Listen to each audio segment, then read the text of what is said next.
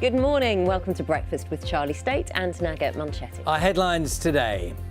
A jump unlike any before. A record number of people have tested positive for coronavirus in the UK. More than 33,000, a rise of almost 46% in a day. Lockdown restrictions in Northern Ireland have been extended for another week, a day before they were due to expire. And one of the most controversial figures in British politics, Dominic Cummings says he'll leave Downing Street before Christmas.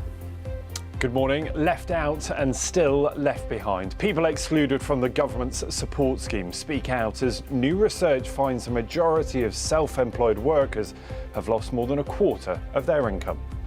Good morning. They've done it. For the first time since 1998, Scotland can celebrate qualifying for a men's major tournament after their dramatic win over Serbia on penalties. And a spell of pretty heavy rain and gusty winds for many this morning, but things will turn drier and brighter. The sunshine will be out later. Details on that and your full weekend forecast coming up.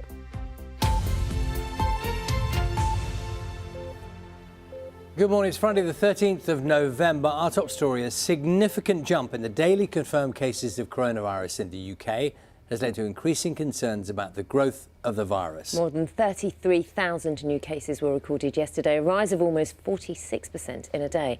Some experts are warning, though, against reading too much into one day's data, as Simon Jones reports.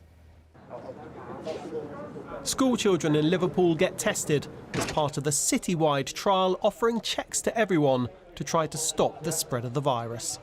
Yeah, definitely worth doing. You know, obviously we have to keep safe because you don't want to get coronavirus, so obviously, especially in a big school, you don't want it to spread.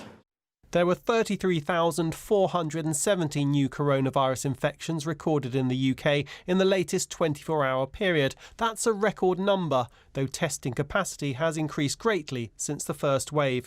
The average number of new cases per day in the past week is now 23,857. It's important to look at the number of cases reported over a number of days and not just take one day in isolation. But it's clear that infection rates have been going up, as I've shown you, and what's really important is to get those infection rates down. That's what will reduce deaths, it's what will reduce the pressure on hospitals. It's just over a week since the second lockdown came into force across England, with the hope that things will get better before Christmas. The streets are certainly quieter, but one theory for a rise in daily confirmed cases is that people took the opportunity for a last night out before lockdown, and because of a delay in getting symptoms and then getting tested, it's only now feeding through to the figures. The prospect of a vaccine remains tantalisingly close. On Question Time, the Health Secretary said if it's approved, the government is ready to roll it out early next month, but it won't be an easy task. This thing isn't a chemical that's made, this is biological. Then it arrives and you have to keep it at -70, and then you have to distribute it, and it'll be a huge effort from the NHS. But while the wait goes on, the message is it's vital for anyone with symptoms to continue to get tested. QR code, please. Simon Jones, BBC News. Tough coronavirus restrictions have been extended in Northern Ireland for a further week. Current measures were due to expire at midnight tonight. Ministers under pressure to make a decision. Under a compromise deal reached by the Stormont executive, some businesses will reopen next Friday. The Prime Minister's most senior advisor, Dominic Cummings, is to leave Downing Street by Christmas. The confirmation of his departure comes amid reports of internal tensions in Number 10. Let's speak now to our political correspondent, Leila Nathu, joining us from Westminster. This has been rumbling, Leila, for a couple of days now at least. A lot of people are saying it's exposing some real issues at the heart of Downing Street. Where are we now? Morning, Charlie. Well, there had been rumours that Dominic Cummings was going to resign following the departure of his close ally Lee Kane, who was the Prime Minister's Director of Communications, who said that he was going to stand down yesterday. This was all as a result of factional fighting, personality clashes, tensions in Downing Street, which, as you say, have been exposed in recent days. Now, Dominic Cummings has said to the BBC that nothing has changed in his position, that he always intended to step down really early in the new year. He wrote a blog back in January where he said that he intended to make himself largely redundant by the end of 2020, and he's saying nothing has changed. But there is no doubt now, I think, that the balance of power in number 10 has shifted. With the departure of his ally Lee Cain, they were a close team of advisors that were a legacy of the Brexit referendum campaign, the Vote Leave team who came into number 10 with Boris Johnson. They now seem to be on the wane in terms of influence, and it seems that the Prime Minister is willing to let them go, even though they have been so crucial to his political success, both in terms of winning the Brexit referendum and in terms of getting him into number 10 and winning that general election. So, there will be lots of Tory MPs who have been unhappy with the way that Downing Street has been working under that close team of advisors, who will be very happy to see the departure of those close aides, saying to the Prime Minister that it will be a chance to reset things, for him to have other influences and for him to focus on other policies. But, I think this definitely marks a big moment in Boris Johnson's leadership, that he is losing the people who have been at his side, his closest aides, since he took over. Mary, for the moment, thank you. A former nurse charged with the murders of 8 babies and the attempted murder of another 10 is due to appear in court later. 30-year-old Lucy Letby was arrested following an investigation at a hospital in Chester. Our correspondent Phil McCann is outside Chester Crown Court. Phil, good morning to you. What more can you tell us about what will happen today? Morning, Naga. Well, this will be Lucy Letby's second court appearance after she appeared in front of magistrates over in Warrington yesterday. She only spoke there to confirm her name, her date of birth in 1990 and her address in Hereford. But that hearing was the first occasion on which the names of those babies who she is accused of murdering were released. Those names included 5 baby boys named as Kemlyn Bennett, Joseph Johnson, Barney G, Joseph Gelder and Eli Gelder, and 3 baby girls named as Elsie McNall, Daisy Parkin and Maddie Freed.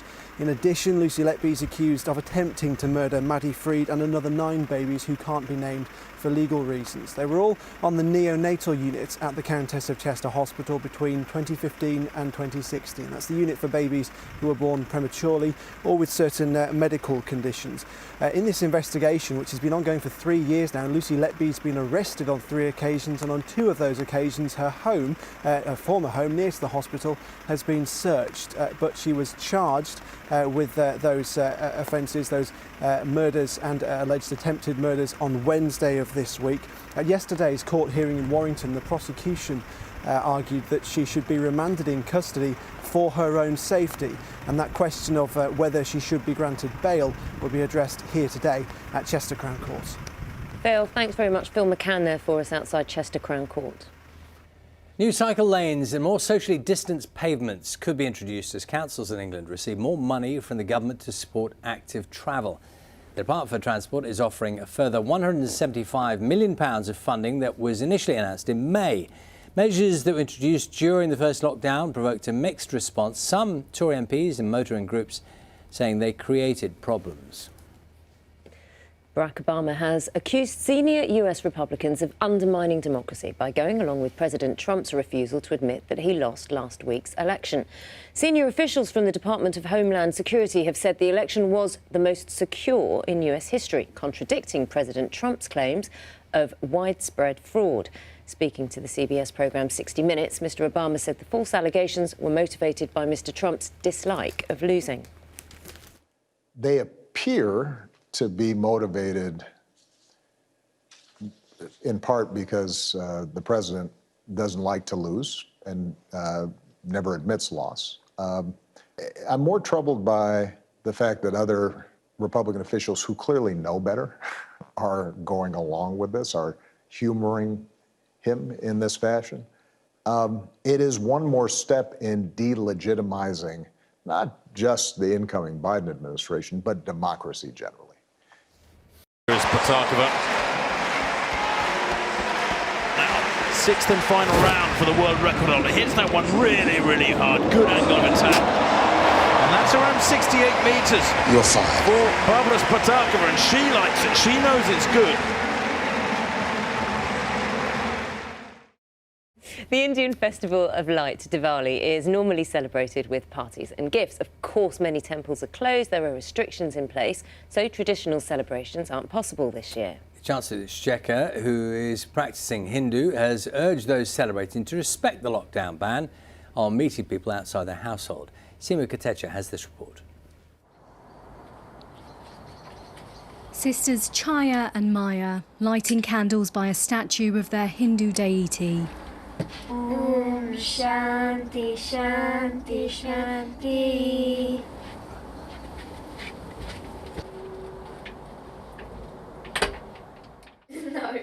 Like Christmas and other religious festivals, Diwali brings gifts, songs and traditional food. Although the sisters are excited about its imminent arrival, they know this year won't be the same. We still got the lights and the fireworks, but you can't meet up with your family and friends. You have to do it on Zoom. But that's okay. At least get to see them not face to face. But it's still like a bit sad because we actually want to like maybe hug them. Their grandparents live just minutes away, but aren't in their bubble. They talk online, and tomorrow will be no different. But there'll be no exchanging of food and no dancing with cousins. Normally we would dance and perform at our grandpa's house, as you saw. So we would dance and sing and gather. We do a big show and we would practice for one night, we would have got it all correct. And this year perhaps will be more poignant than usual. South Asians have been disproportionately affected by coronavirus. The girls' grandparents lost a close friend to the virus, and so this Diwali, they say, will have a sombre tone. We are in close contact with his wife and, of course, not very far from us, being a good friend, but, of course, will be missed in that respect. That one friend we have lost. The Chancellor, a practising Hindu, is urging those who celebrate to stay at home, even though they may be tempted to visit relatives. I know how difficult it is. I mean, it's so difficult for us not to want to see each other, like it is for everybody, especially at this time of year. But we've just got to stick with this for a couple more weeks, and we're going to get through this. To keep everyone safe right now, just follow the rules. But there are those, Chancellor, who have said that they're frustrated that the restrictions could be lifted in time for Christmas, but won't be lifted in time for Diwali. What would you say to those people? Well, I mean, we've had restrictions all the way through this year. There's lots of different religious and cultural celebrations that happen. We can't control the spread of the virus. The virus is doing what it's doing, and we have to react to that. And that's got to be the right way to approach this. This is Neasden Temple. It's one of Britain's most popular temples, and it hosts the largest Diwali and Hindu New Year celebrations in Europe. But not this year. There'll be no packed car parks, there'll be no line of worshippers waiting to go inside, but instead there'll be virtual ceremonies for thousands of people to watch from the safety of their home. Special days like this one bring the differences caused by COVID into sharp and often painful focus. Seema Katecha, BBC News. 6:15 is the time. Let's take a look at the papers. Now, Dominic Cummings, chief advisor to the Prime Minister, is pictured on the front page of the Daily Telegraph. The newspaper says that Mr Cummings is at the beginning of the end of his time in Downing Street, this according to their sources. Daily Mail is calling for ministers to relax stringent coronavirus restrictions and prioritise mass testing in care homes to ensure residents do not spend Christmas by themselves. BBC News has also been looking ahead to Christmas, reporting that a number of European countries have warned that it's too early to plan for Christmas travel as coronavirus cases continue to rise across the continent. In the UK, discussions have taken place about the four nations taking a joint approach to COVID rules over the Christmas period. There's no official advice as yet. And The Guardian has the first British newspaper interview with the scientist behind the first COVID-19 vaccine, who says he is confident his product can bash the virus over the head and put an end to the pandemic. Also pictures the boxer Nicola Adams and Katya Jones, who've had to pull out of Strictly Come Dancing because Katya has coronavirus. Rather like the scientist's terminology there. Avoiding the scientific terminology is bash it on the head. What? The scientist in charge of the COVID-19, whose vaccine is, used the terminology which you wouldn't necessarily expect, which he thinks it will bash it on the head. Clear. Straight Very talking. clear. Like that. How much do you like a cheese board at Christmas? Oh, that's a nice thing, yeah. Do you think you would use more packaging if your cheese was packaged as a square block or a rectangular block? More if it were rectangular. Actually, I don't think there's any difference, is there? It's just the size of the cheese. You wouldn't think so, but apparently at Christmas we're now going to see more cheddar sold in rectangular lumps. Tesco has found that changing the traditional shape of cheese saves a huge amount of plastic packaging. Also, the manager of cheese buying at Tesco said that the chunkier pack sizes would make cutting, grating and slicing simpler.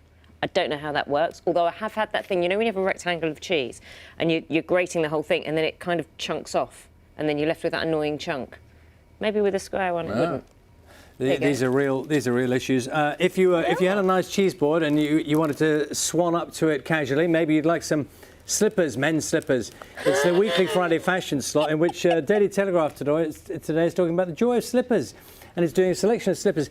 Because of lockdown, so many people working from home, apparently rise of sales of slippers, some of which are very, very expensive. For example, I give you the velvet opera pumps. Oh, I like these ones here. I don't know if you can see these ones. They're quite sort of raffish. That's £350 for those, and they've got a kind of a little bow effect on the front, which is probably where the money is. What was your fashion tip? What was your fashion tip last week? Was it lemon boucle? I don't know how to pronounce it. Jackets. I can't remember. Wasn't it? It's quite a combo we're coming up with. Yeah, I'm enjoying your Charlie's fashion slot.